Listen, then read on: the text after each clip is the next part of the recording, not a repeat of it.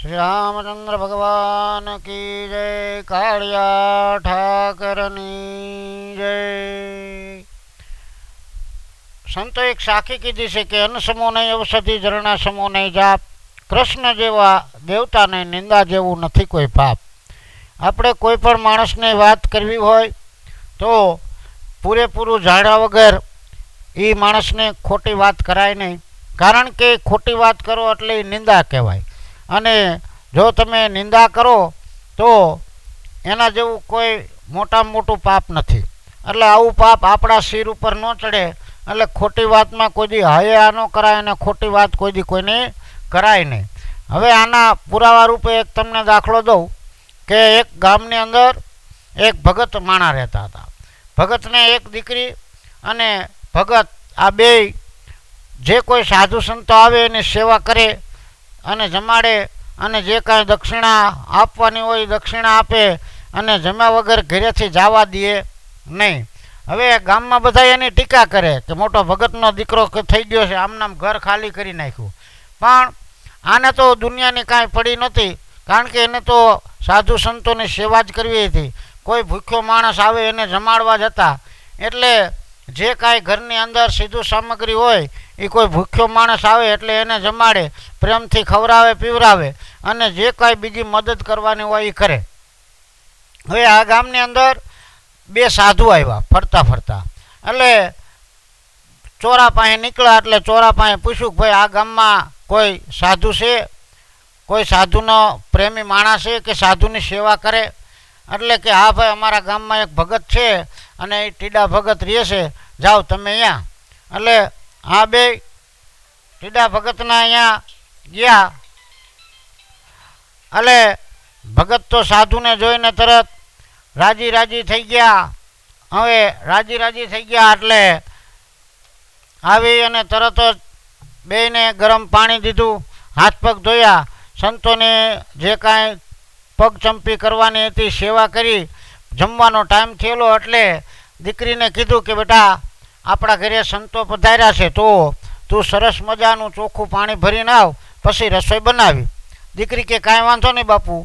दीकरी पोते नदीए पाणी भरवाने माटे गई। हवे नदीए जई अने सरस मजानुं एने जे पाणीना वासण हता बेड़ું ए साफ सूफ करी अने उजळું एकदम करी अने चोख्खुं नीर जेवुं पाणी नदीमांथी भरी अने माथे हेल उपाड़ी अने दीकरी हाली आवे छे। हवे बनवा संजोगे एवुं बन्युं के उपरथी समળી નીકળી, समળીના મોઢામાં એક નાગ। हवे नागનું जे મોઢું હતું એ નીચેની તરફ હતું, એટલે નાગના મોઢામાંથી ઝેરના ટીપા પડતા। હવે ઝેરના ટીપા બરોબર બરોબર માથે જે પાણીનું બેડું લઈને જતી હતી એ ગાગરમાં પડ્યા, એટલે સીધું પાણીની અંદર ઝેર ભળી ગયું। હવે બેનને દીકરીને ખબર નથી, ઘરે આવી અને પાણીમાંથી રસોઈ બનાવી નાખી અને રસોઈ બની ગઈ એટલે કે બાપુ હાલો જમવા બાપુને બેવરાવી દો। હવે બે સાધુને જમવા બેવરાવી દીધા। સાધુ જમી અને આરામ કરવા લાગ્યા, પણ જે પાણીની અંદર ઝેર પીડ્યું હતું એના હિસાબે આ બે સાધુ હતા એ રામચરણ પામી ગયા એટલે ઊભા થયા નહીં। ભગત વિચારમાં પડી ગયા કે આ બાપુને થયું શું। હવે ગામમાં બધાને ખબર પડી એટલે એની કાર્યવિધિ તો કરવી પડે, એટલે કાર્યવિધિ તો કરી નાખી। પણ પછી આ બાજુ ચિત્રગુપ્તનો જે ચોપડો હતો એની અંદર પાપ પુણ્યના ખાતા લખાય કે ભાઈ કોને કોને શું પાપ કર્યા અને કોને કોને શું પુણ્ય કર્યા। હવે એમાં ચિત્રગુપ્ત મૂંઝાણા કે ભાઈ આ નથી દીકરીનો વાંક, નથી હમળીનો વાંક, કે નથી આ સાધુ પુરુષનો વાંક અને નથી આ સંતોનો વાંક, તો આ પાપ લખવું કોના ખાતે?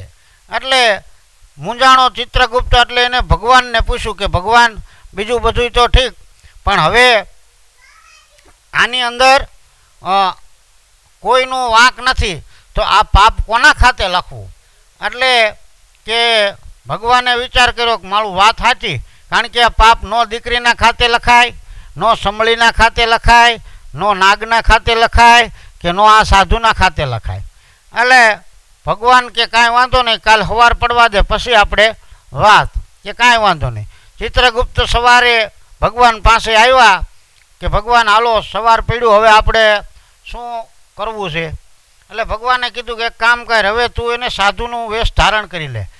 ચિત્રગુપ્તે સાધુનો વેશ ધારણ કર્યો અને ભગવાને પણ સાધુનો વેશ ધારણ કર્યો અને બે વેશ ધારણ કરી અને જે આ ગામની અંદર સંતો મૃત્યુ પામ્યા હતા એ ગામની અંદર બે આવ્યા એટલે ભગવાને ચિત્રગુપ્તને કીધું કે હવે આપણે જે ચોરો છે ને અહીંયા થઈને જવાનું છે.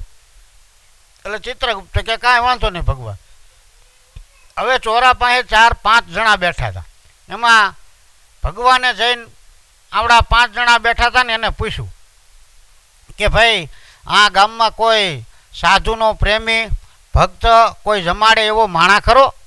એટલે તરત 2 જણા બોલ્યા કે હા, અમારા ગામમાં એક ટીડો ભગત છે, જાવ એ જમાડે છે અને કાલ જ 2ને માર્યા અને તમારા 2નો આજ વારો, જાઓ તમ તારે કે. એટલે ભગવાને તરત ચિત્રગુપ્તને ઈશારો કર્યો કે ભાઈ આ 2 ભાઈના ખાતે એક મોત લખી નાખ. કે આ બેના ખાતામાં એકનું મોત લખી નાખ. એટલે ચિત્રગુપ્તે તો લખી નાખ્યું. એટલે સાધુ તો આ તો ભગવાન હતા, એને તો સંતોના જે રૂપમાં આવ્યા હતા. ટીડા ભગતના ઘીરે ગયા ને ટીડા ભગત તો બિચારા મૂંઝાણેલા. એટલે ભગવાનને કીધું ભગવાન મારાથી આવી ભૂલ થઈ ગઈ છે, મને પણ ખબર નથી અને હવે હું આ પાપમાંથી કેવી રીતે મુક્ત થાવ? ત્યારે ભગવાને કીધું કે તમારે સંતોની સેવા ચાલુ રાખો, સંતની ચરણરજથી તમારા પાપ ધોવાય